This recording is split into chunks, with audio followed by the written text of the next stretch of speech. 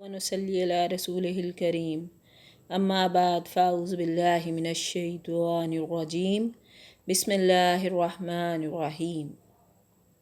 अस्सलामुअलैकुम वरहमतुल्लाहि वबरकातुहू। इस दुआ और उम्मीद के साथ कि आप जहाँ पर भी हों खैरियत से हों और हमेशा खुश रहें। सूरह बकरा का तर्जुमा हम रोज़ाना करते हैं। आज हम आयत नंबर 219 यानी 219 का तर्जुमा करेंगे। अपना आज का सबक शुरू करते हैं।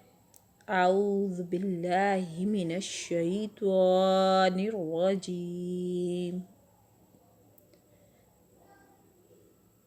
शुरू अल्लाह के नाम से जो नहायत मेहरबान रहम करने वाला है।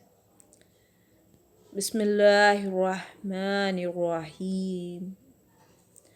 आज 219 सूरह बकरा की आयत नंबर 219 का तर्जुमा हम पढ़ेंगे। इस आयत में लोग जो थे कुफ़ारे मक्का, और जब वो ईमान ले आए मुसलमान, तो वो आपसे जुए और शराब के बारे में पूछते थे, यानी हमारे प्यारे नबी करीम सल्लल्लाहु अलैहि वसल्लम से। तो अल्लाह पाक ने ये आयत नाजिल फरमाई। यसअलूना का, वो पूछते हैं आपसे, अनिल खम्रे, शराब के बारे में, वल मैसरे, और जुए के बारे में। लोग आपसे शराब और जुए का मसला पूछते हैं। कुल कह दीजिए, फ़ीहिमा, इसमें इस्मुन गुनाह है, कबीरुन बहुत बड़ा, इसमें बहुत बड़ा गुनाह है, व मनाफ़िउ, और मुनाफ़ा लिन्नास से लोगों के लिए। आप कह दीजिए इन दोनों में बहुत बड़ा गुनाह है और लोगों को उनसे दुनियावी फ़ायदा भी होता है। व इस्मुहुमा, और लेकिन गुनाह इसका अकबरू बड़ा है, मिन नफ़इहिम, इसके नफ़े से। वो बड़ा गुनाह तो दीन के एतबार से है, फ़ायदों का ताल्लुक़ दुनिया से है। मसलन शराब से वक्ती तौर पर बदन में चुस्ती, मुस्तैदी और बाज़ ज़हनों में तेज़ी आ जाती है, जिसके लिए इसका इस्तेमाल आम होता है। इसी तरह इसकी ख़रीद व फ़रोख्त नफ़ा बख्श कारोबार है। जुए में भी बाज़ दफ़ा आदमी जीत जाता है तो उसका कुछ माल मिल जाता है, लेकिन ये फ़ायदे जो हैं इन नुकसानात और मफासिद के मुकाबले में कोई हैसियत नहीं रखते जो इंसान की अकल और इसके दीन को उनसे पहुँचते हैं। इसलिए फ़रमाया गया कि इनका गुनाह उनके फ़ायदों से बहुत बड़ा है। इस तरह इस आयत में शराब और जुए को हराम तो नहीं करार दिया गया, ताहम इसके लिए तमहीद बांध दी गई है। इस आयत से एक बहुत अहम असूल ये भी मालूम हुआ कि हर चीज़ में, चाहे वो कितनी बुरी हो, कुछ ना कुछ फ़ायदा भी होता है। मसलन रेडियो, टीवी और दीगर इसी किस्म की इजादात में, और बाज़ उनके फ़वाइद बयान करके अपने नफ्स को धोखा दे लेते हैं। देखना ये चाहिए कि फ़वाइद और नुकसानात का तकाबुल क्या है, ख़ास तौर पर दीन व ईमान और अखलाक व किरदार के लिहाज से। अगर दीनी नुक्ता नज़र से नुकसानात और मफासिद ज़्यादा हैं तो थोड़े से दुनियावी फ़ायदों की खातिर इसे जायज़ करार नहीं दिया जाएगा। अगले आने वाली आयत में जो है वो शराब को फिर अल्लाह पाक ने, जो दूसरे सूरा में हम पढ़ेंगे कि ये शराब और जुआ जो है वो हराम है। कुलिल अफ़ व यसलूना का, और यसलूना को पूछते हैं आपसे, माज़ा युनफ़िकून, के वो क्या ख़र्च करें। आपसे ये भी दरियाफ़्त करते हैं कि क्या ख़र्च करें।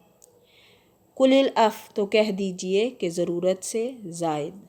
कज़ालिका, इसी तरह, युबय्यिनुल्लाहु, बयान करता है अल्लाह, लकुमुल आयाती, तुम्हारे लिए आयात, लअल्लकुम ततफ़क्करून, ताकि तुम तफ़क्कुर करो, सोचो।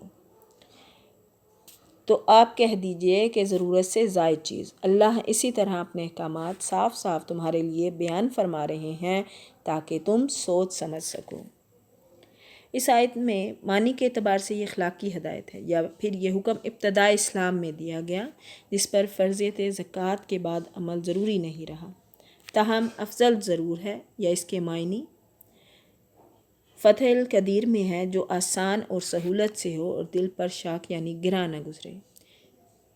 इत्तदाल मलहूज़ रखा है कि एक अपने ज़ेर कफ़ालत अफराद की ख़बरगिरी और इनकी ज़रूरियात को मुक़द्दम रखने का हुक्म है, यानी अपनी फ़ैमिली के बारे में, और फिर अपनी फ़ैमिली में वालिदैन और अपने बाल बच्चे शामिल, बीवी बच्चे शामिल हो जाते हैं, तो इनसे जो ज़ायद हो।